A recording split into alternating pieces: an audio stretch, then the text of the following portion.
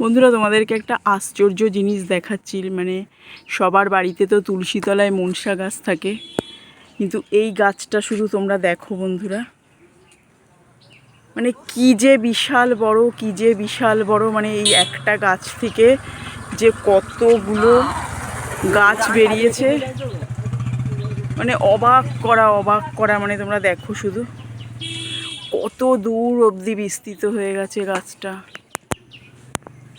মানে আশ্চর্য, আমি কখনো দেখিনি এরকম এত বড় মনসা গাছ যে হয়।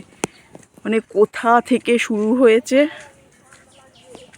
আর এই কোথা অবধি বিস্তৃত হয়েছে দেখো,